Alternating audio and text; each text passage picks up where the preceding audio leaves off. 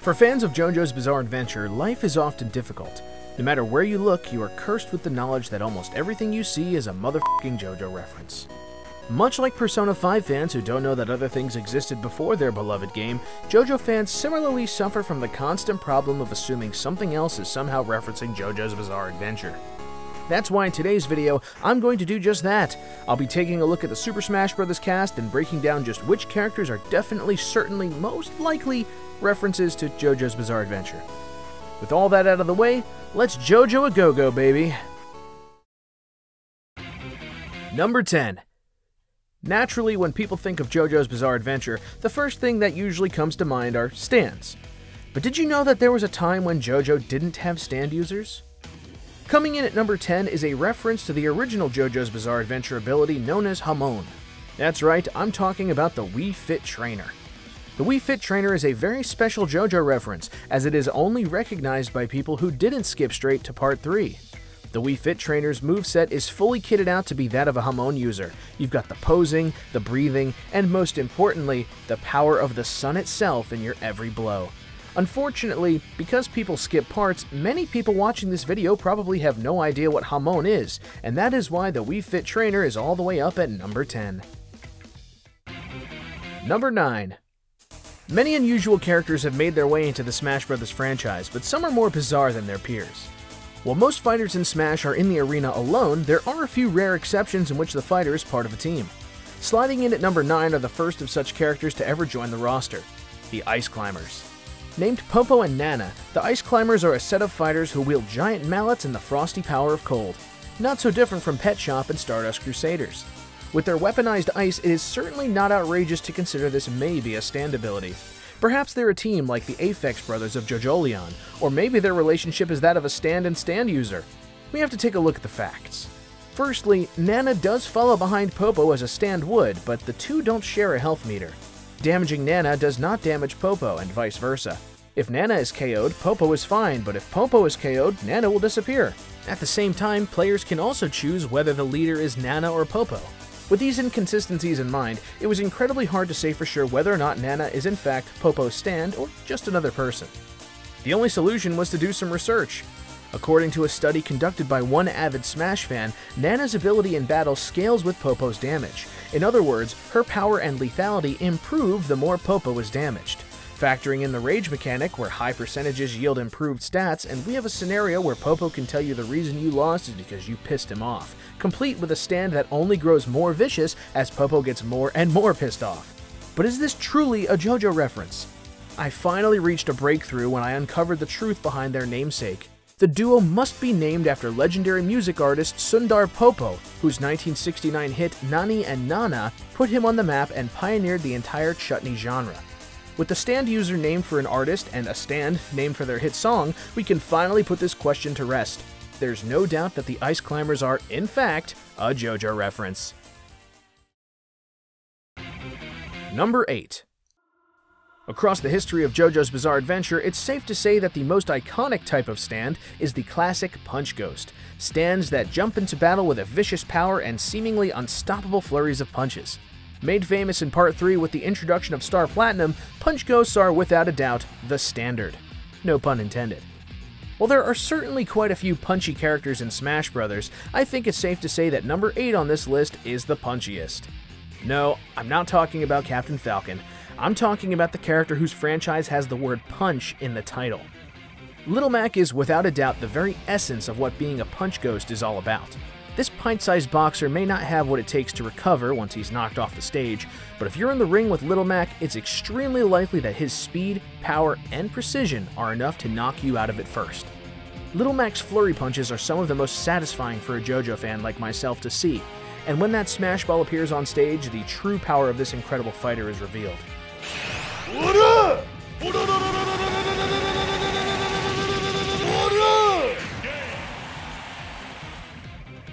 Gigamac is, in every sense, what I imagine Star Platinum's final Smash would look like. Little Mac is as close to a Punch Ghost like Star Platinum the Smash Bros. Roster has ever had. It's just too bad that this little powerhouse isn't actually a stand. Or is he? When the Pokemon trainer fights in battle, we get to see the character in the background calling the shots, swapping between Pokemon, and giving commands. But what about Little Mac? In Mac's case, there's someone missing. That's right.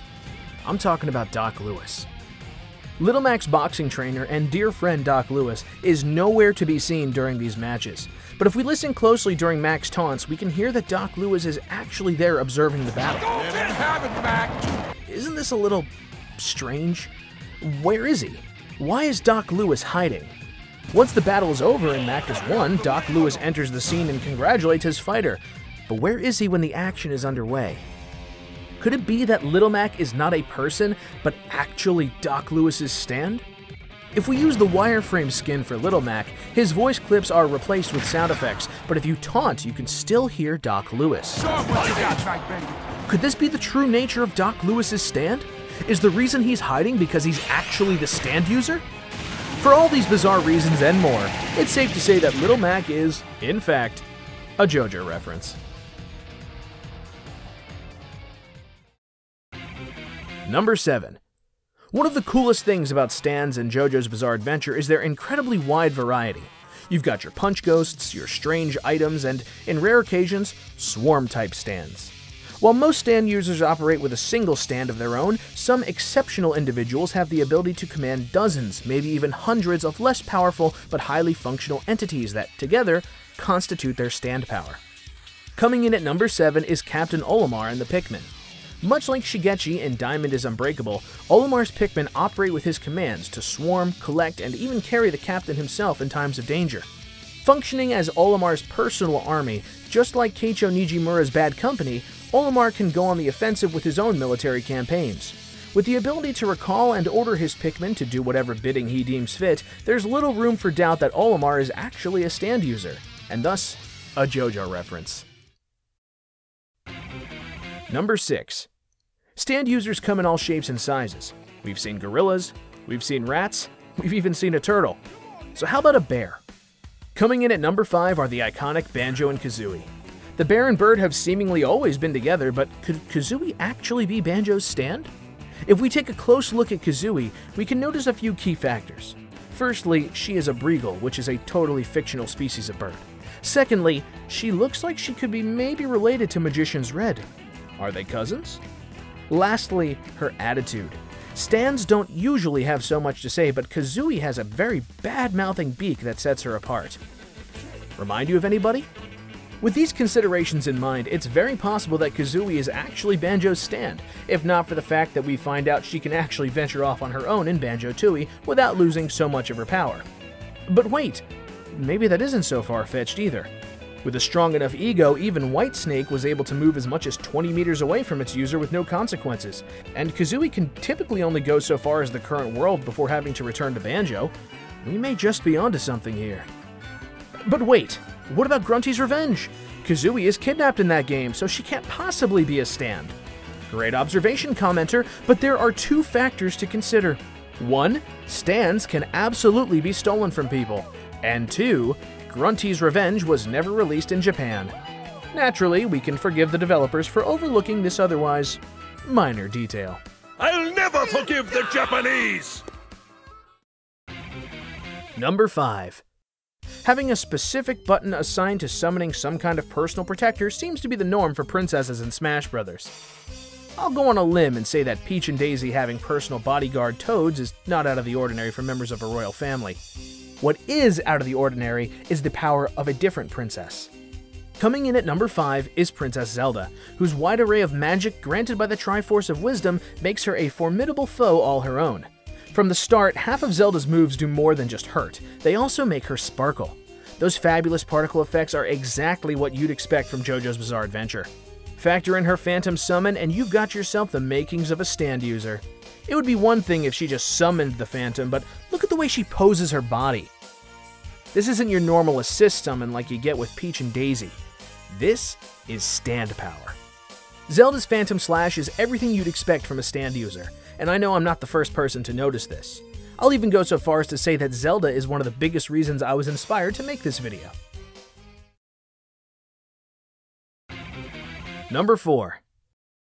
The Smash Bros. Roster has, broadly speaking, managed to remain fresh with many of its new characters. Beyond series representation also comes considerations of playstyle. With characters from fighting games like Street Fighter and Fatal Fury, we can see reflections of how characters from those games would behave once thrown into the gameplay of Super Smash Bros. But what about other fighting games? In 1998, Capcom released an arcade game titled JoJo's Bizarre Adventure: Heritage for the Future. In this title, players were given the unique opportunity to control the many characters of Part 3, and that included an extremely creative implementation of how one would use stands in a fighting game. Players could use special moves that summoned their stands, send their stand out to attack an enemy from afar, use a stand's unique powers, and even give their stands independent commands that allowed the player to attack in tandem with their stand for devastating combos. In Super Smash Bros., one duo on the roster in particular comes to mind when I think of these different mechanics. Rosalina and Luma are, mechanically, very much how you would expect an actual stand user to fight. And while the Luma does not have nearly as much depth as you'd find in the JoJo arcade game, what we do have is a very similar playstyle that closely resembles it more than anything else in the game. Sending the Luma out to attack, calling it back, using it to attack from remote distances, and even its own little star-flavored emerald splash. Rosalina and Luma are a JoJo reference of a different breed, and for that reason, they made it to number 4 on this list. Now that's what I call a Stardust Crusader. Number 3. Mighty stand users of all kinds have threatened the various heroes of JoJo's Bizarre Adventure, each bringing their own terrifying power into the fold. Of course, standing atop the many different powers in the JoJo world is a particular ability often reserved for the main antagonist of a JoJo part. That, of course, is the ability to control time. Number 3 on this list goes to the legendary Umbral Witch herself, Bayonetta. Just like many of those nasty time-manipulating baddies in JoJo's Bizarre Adventure, Bayonetta can influence the flow of time itself using her powers. Bayonetta's Witch Time slows time to a crawl, allowing her to move at insane speeds. There are also some pretty impressive mods that swap Bayonetta with Dio from Part 3 in both Smash Bros. And in the original Bayonetta. The results are somewhat uncanny. But the reason Bayonetta is so high on this list isn't because her power lets her control time. The real reason Bayonetta is a JoJo reference is because of the true source of her power: her hair. Bayonetta's hair serves as the conduit for all of her incredible abilities. Whether she's summoning a giant fist or sporting a dazzling new outfit, Bayonetta's hair is where her power lies. JoJo characters being able to use their hair as a weapon isn't exclusive to Part 4, but Yukako Yamagishi's stand Love Deluxe is pretty on the nose. If Love Deluxe got a Requiem ability, Yukako Yamagishi would probably just have turned into Bayonetta herself. But the coincidences don't stop there.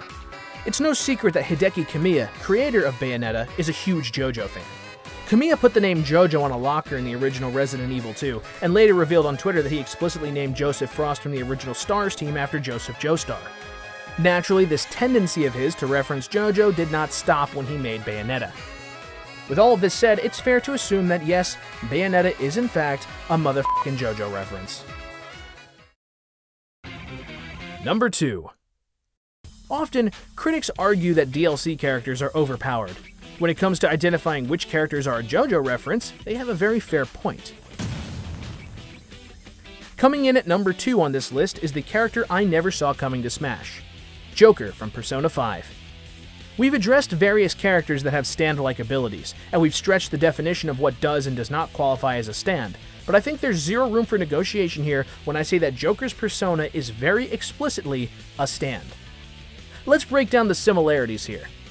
Joker says its name and it appears behind him. It fights alongside him in battle. It has all sorts of cool superpowers. He even strikes a cool pose when he's getting ready to summon it. There's no mistaking it. Joker is, in every way, a stand user.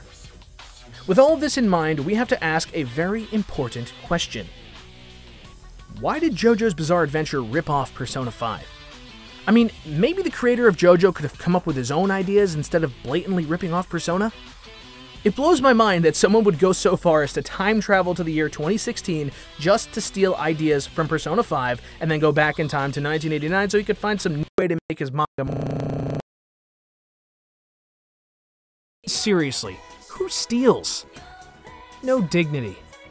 These questions aside, I don't think I need to explain in too much detail why Joker is all the way up here in the number 2 spot, other than maybe to explain why he isn't number 1. That's because there's one single character that overwhelmingly stands above the rest. Number 1. Working our way down this list has been a bizarre adventure in its own right, and now it's finally time to acknowledge the greatest JoJo reference of all. Along this journey, we've met punch ghosts, shooting stars, swarming critters, and even our own share of blatant ripoffs, but none come close to the sheer magnitude of the ultimate JoJo reference of Super Smash Bros. One single name on the roster stands above all others. It's time for number 1.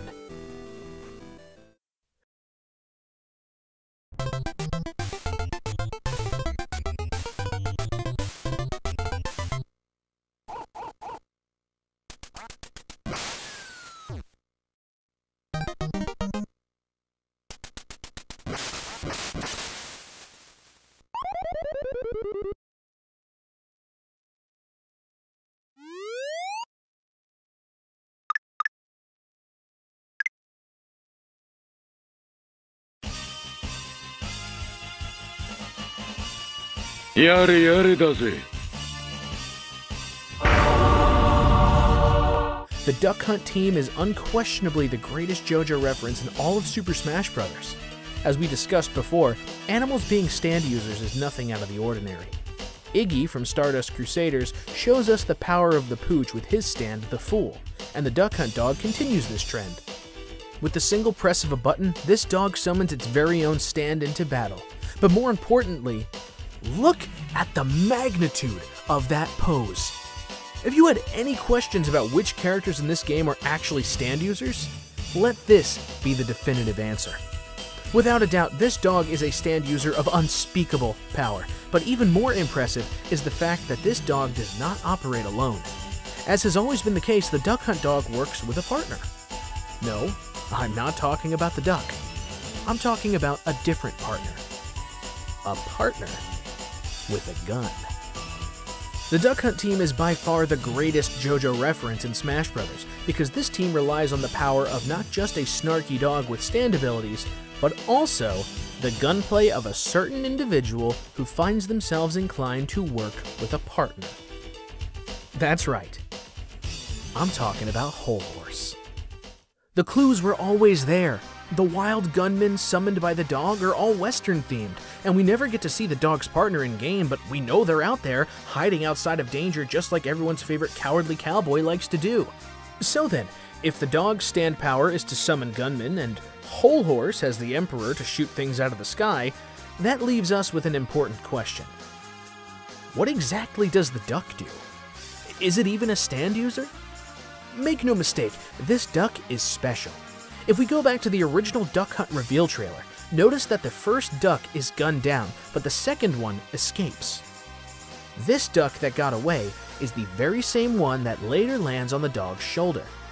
The question is, why? Why would this duck, after seeing another of its kind shot down from the sky, choose to ally itself with the self-same dog and gunman that are responsible? Is this some kind of instinctive Stockholm Syndrome? Or is it something else entirely? I believe the answer lies in a single word: gravity. It is said that stand users are often drawn to each other by some unforeseen force. They are compelled to meet and inevitably will come together. With that in mind, if the dog and gunman are already stand users, it's only natural that we assume the duck is also a stand user. So then, we must ask once again, just what does the duck do? Or more specifically, what is the power of its stand? Looking at the character again, the only answer is that the duck's stand ability must be to mark different targets for our trusty cowboy to shoot down. Whatever the duck marks is guaranteed to be hit, and when we combine that with our favorite gunman, we're looking at an unstoppable force the likes of which would make even Speedwagon afraid. Considering all of these factors, the Duck Hunt crew is far and above the biggest JoJo reference in all of Smash Bros. It was a long roundabout path, but we finally wrapped up the top 10 JoJo references in Super Smash Bros. Ultimate. Despite all the things we've talked about so far, there are no doubt countless more JoJo references just waiting to be discovered. As always, I'll be keeping my eyes peeled for them as I continue to play. As for you, if you've got any fun JoJo references in Smash that I didn't mention in this video, be sure to tell me about them. Likewise, if you have any thoughts about the content covered in this video, I want to hear those too. As always, the comment section is my favorite place to visit. If you've enjoyed this video, please consider leaving a like and sharing it with your friends. Until next time, this is Stanpai. Thanks for watching. Arrivederci.